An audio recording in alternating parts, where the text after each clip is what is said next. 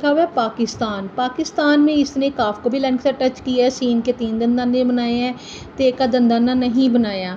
और ये बहुत में भी देखें क्या है, बे को इसने लाइन से टच किया हुआ है। जब भी हमने कोई वर्ड लिखना है तो उसको लाइन से टच नहीं करना। फॉर एग्जाम्पल मैं यहाँ लिख के दिखाती हूँ, प बस यहाँ तक आपने लिखना है।